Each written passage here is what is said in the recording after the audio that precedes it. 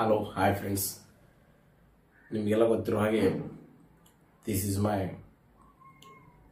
New video. ನಾನು ಇಲ್ಲಿ ಇವತ್ತಿನ ದಿನ ಮಾತನಾಡಬೇಕಾಗಿರ್ತಕ್ಕಂಥದ್ದು ಯಾವ ವಿಷಯದ ಬಗ್ಗೆ ಅಂದರೆ it's A cardiac arrest. Sudden ಆಗಿ ಹಾರ್ಟ್ ಅಟ್ಯಾಕ್ ಆಗುತ್ತೆ, ಅಲ್ಲೇ ಸ್ಪಾಟಲ್ಲಿ ಡೆತ್ ಆಗುತ್ತೆ. ಯಾವುದೋ ಒಂದು ಗೆಳತಿಯ ಒಂದು ಫಂಕ್ಷನಲ್ಲಿ ಸ್ಟೇಜ್ ಮೇಲೆ ಯುವತಿ ಡ್ಯಾನ್ಸ್ ಮಾಡ್ತಿರ್ತಾಳೆ, ಸಡನ್ ಆಗಿ ಸ್ಪಾಟಲ್ಲಿ ಅಟ್ಯಾಕ್ ಆಗಿ ಕಾರ್ಡಿಯಾಕ್ ಅರೆಸ್ಟ್ ಆಗಿ ಸ್ಪಾಟಲ್ಲಿ ಡೆತ್ ಆಗಿದೆ. ಈ ರೀತಿ ಒಂದಲ್ಲ ನಾನಾ ಪ್ರಕರಣಗಳನ್ನು ನಾವು ನೋಡಿದ್ದೇವೆ. ಇಲ್ಲಿ ಕರಾವಳಿ ಭಾಗದಲ್ಲಿ ಆಗಿರ್ತಕ್ಕಂಥದ್ದು, ಇಲ್ಲಿ ನಮ್ಮಲ್ಲಿ ಆಗಿರ್ತಕ್ಕಂಥದ್ದು, ಅಥವಾ ಮಧ್ಯಪ್ರದೇಶದಲ್ಲಿ, ಉತ್ತರ ಪ್ರದೇಶದಲ್ಲಿ, ಈ ಥರ ಹಲವಾರು ಒಂದು ನಾವು ವಿಡಿಯೋಸ್ಗಳನ್ನು ದಿನನಿತ್ಯ ನೋಡ್ತಾ ಇದ್ದೇವೆ. ಒಂದಲ್ಲ ಎರಡಲ್ಲ ಹಲವಾರು ನೋಡ್ತಾ ಇದ್ದೇವೆ. ಈಗ ನಿನ್ನೆ ತಾನೇ ಇದೇ ಒಂದು 2-3 ಡೇಸ್ ಬಿಫೋರ್ ನೋಡಿ, ಶೇಫಾಲಿ ಅನ್ನುವಂಥ ಕಾಟಾಲಗ ಅನ್ನುವಂಥ ಒಂದು ಆಲ್ಬಮ್ ಮೂಲಕ ಅತ್ಯಂತ ಹೆಚ್ಚಿನ ಪ್ರಮಾಣದಲ್ಲಿ ಜನಪ್ರಿಯತೆಯನ್ನು ಗಳಿಸಿರ್ತಕ್ಕಂಥ ಆ ಶೇಫಾಲಿ ಅನ್ನುವಂಥ ನಟಿ, ಮಾಡೆಲ್, ಅವಳೊಬ್ಬಳು ಏನಾದರೆ ಡ್ಯಾನ್ಸರ್ ಇದ್ರು, ಒಬ್ಬ ಯೂಟ್ಯೂಬರ್ ಕೂಡ ಆಗಿದ್ರು. ನಿನ್ನೆವರೆಗೂ ಅವರು ಸಾವಿನ ಒಂದಿನ ಮುಂಚೆವರೆಗೂ ಒಳ್ಳೆಯ ರೀತಿಯಲ್ಲಿ ಆರಾಮಾಗಿರ್ತಕ್ಕಂಥವು. ಅಂದು ಫಿಟ್ನೆಸ್ ಬಗ್ಗೆ ಅಂತ ಹೇಳಬೇಕಂದ್ರೆ ಅವರೊಬ್ಬ ಸ್ಟಾರ್. ಹೀಗಿದ್ದಾಗ ಅವ್ರಿಗೆ ಏನು ತಿನ್ನಬೇಕು, ಏನು ತಿನ್ನಬಾರ್ದು, ಯಾವ ರೀತಿ ಡಯಟ್ ಮಾಡಬೇಕು, ಯಾವ ರೀತಿ ಫುಡ್ಡನ್ನು ತೊಗೋಬೇಕಂತ ಸ್ಪೆಷಲ್ ಆಗಿರ್ತಕ್ಕಂಥ ಟ್ರೈನರ್ನ ಇಟ್ಕೊಂಡಿರ್ತಾರೆ ಅವರು. ಇಂಥ ಒಂದು ಸ್ಪೆಷಲ್ ಆಗಿರ್ತಕ್ಕಂಥ ಕೋಚ್ ಇರ್ತಾರೆ ಅವ್ರದ್ದು. ಇಷ್ಟೆಲ್ಲ ಇದ್ಕೊಂಡು ಸಡನ್ ಆಗಿ ಹಾರ್ಟ್ ಅಟ್ಯಾಕ್ ಜಸ್ಟ್ 42 ಏಜಲ್ಲಿ ಡೆತ್ ಆಗ್ತಾರೆ ಅಂದರೆ ಇಟ್ಸ್ ರಿಯಲಿ ನಮಗೆಲ್ಲ ದಿಗ್ಭ್ರಾಂತಿಗೆ ಒಳಪಡುತ್ತೆ. ಯಾಕಂದರೆ ದಿಗ್ಭ್ರಾಂತರನ್ನಾಗಿ ಮಾಡುತ್ತೆ. ಈ ರೀತಿ ಆಗಬಾರ್ದು, ಈ ರೀತಿ ಯಾಕೆ ಆಗ್ತಾ ಇದೆ ಅನ್ನೋದೇ ಒಂದು ಯಾರಿಗೊಂದು ತಿಳಿಯದಾದ ಹಾಗೆ ಆಗಿದೆ. ಯಾಕೆ ಈ ರೀತಿ ಆಗ್ತಾ ಇದೆ ಅನ್ನೋದನ್ನು ನಾವು ಅರ್ಥ ಮಾಡಿಕೊಳ್ಳಬೇಕು. ಅದು ಅಷ್ಟೇ ಅಲ್ಲದೆ ಸರ್ಕಾರ ಕೂಡ ಇದನ್ನು ಜವಾಬ್ದಾರಿಯಾಗಿ ತೆಗೆದುಕೊಂಡು ಏನಾದರೂ ಒಂದು ವರದಿಯನ್ನು ತರಿಸಲಿಕ್ಕೆ ಪ್ರಯತ್ನ ಪಡಬೇಕು. ಯಾವುದಾದ್ರು ಒಂದು ಸಮಿತಿಯನ್ನು ರಚನೆ ಮಾಡಿಬಿಟ್ಟು ಇದರ ಬಗ್ಗೆ ವಿಶೇಷವಾಗಿರ್ತಕ್ಕಂಥ ಒಂದು ಗಮನವನ್ನು ಹರಿಸಬೇಕಾಗಿದೆ. ಈ ರೀತಿ ಆಗದೇ ಇರತಕ್ಕಂಥ ಒಂದು ವ್ಯವಸ್ಥೆಯನ್ನು ನಾವು ಮಾಡಬೇಕಾಗಿದೆ.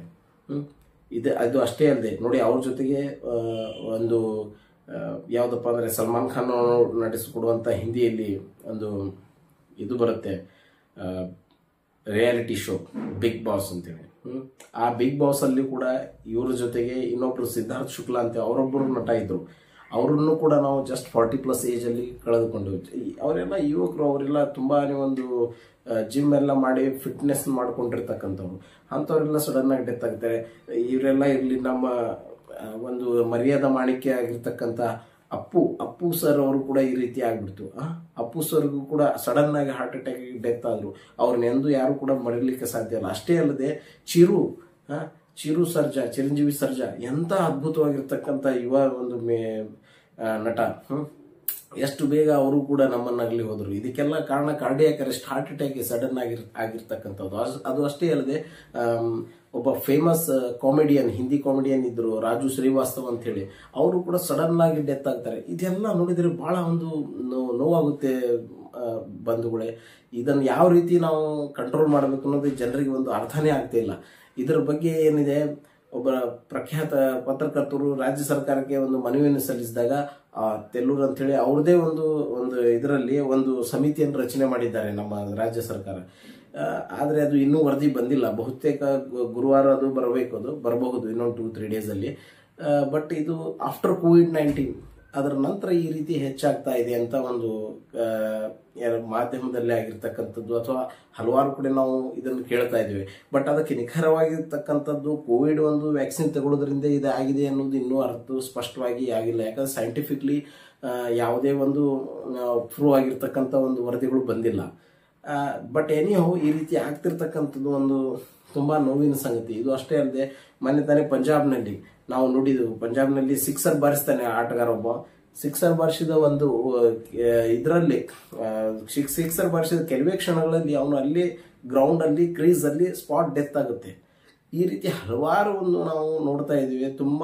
ತುಂಬಾ ಒಂದು ನೋವಿನ ಸಂಗತಿಗಳು ಆಗ್ತಾ ಇದ್ದಾವೆ. ಇದಕ್ಕೆಲ್ಲ ಏನು ಕಾರಣ ಅಂತ ತಿಳಿಯೋಕ್ಕಿಂತ ಮುಂಚೆನೆ ಈ ತರ ಆಗ್ತಾ ಇದೆ. ಅದಕ್ಕಾಗಿ ನಾವೆಲ್ಲ ಹೆಲ್ದಿಯಾಗಿ ಇರಲಿಕ್ಕೆ ಸಾಕಷ್ಟು ಪ್ರಯತ್ನ ಪಡೋಣ. ಆದಷ್ಟು ನಾವೇನಿದೆ ಈ ಫಾಸ್ಟ್ ಫುಡ್ನಿಂದ ದೂರ ಇರೋಣ, ವ್ಯಾಯಾಮ ಮಾಡ್ಕೋತಾ, ವಾಕ್ ಮಾಡ್ಕೋತಾ, ಜಾಗಿಂಗ್ ಮಾಡ್ಕೋತಾ ಇರೋಣ ಅಂತ ನಾನು ಹೇಳ್ತೀನಿ. ಅತ್ಯಂತ ಎಲ್ಲರೊಂದಿಗೆ, ನಮ್ಮವರೊಂದಿಗೆ, ಎಲ್ಲರೊಂದಿಗೂ ಕೂಡ ನಾವು ಅತ್ಯಂತ ಪ್ರೀತಿಯಿಂದ, ವಿಶೇಷವಾಗಿ ನಮ್ಮ ಕಾಳಜಿ ಮಾಡುವಂತ ನಮ್ಮ ಕುಟುಂಬಸ್ಥರೊಂದಿಗೆ ಅತ್ಯಂತ ಪ್ರೀತಿಯಿಂದ ಇರಲಿಕ್ಕೆ ನಾವು ಪ್ರಯತ್ನ ಮಾಡೋಣ ಅಂತ ನಾನು ಹೇಳ್ತೇನೆ. ದೇವರಲ್ಲಿ ನಾವು ಕೇಳ್ಕೊಳ್ಳೋದಿಷ್ಟೇ, ಎಲ್ಲರೂ ದೇವರು ಒಳ್ಳೇದನ್ನು ಮಾಡಲಿ ಅಂತ. ಸಬ್ಸ್ಕ್ರೈಬ್ ಮಾಡಿ, ಶೇರ್ ಮಾಡಿ, ಲೈಕ್ ಮಾಡಿ, ಕಮೆಂಟ್ ಮಾಡಿ, ದಯಮಾಡಿ ಶೇರ್ ಮಾಡಿ. ಎಲ್ಲ ಬಂಧು ಬಳಗದವರಿಗೆ ಹೇಳಲಿಕ್ಕೆ ನೀವು ಹೇಳ್ತೀರಾ ಅನ್ನುವಂಥ ನಂಬಿಕೆ ನನಗೆ ಇದೆ. Thank you so much friends. ಮುಂದೆ ಇನ್ನೊಂದು ಒಳ್ಳೆ ವಿಡಿಯೋದೊಂದಿಗೆ ಬರ್ತೇನೆ.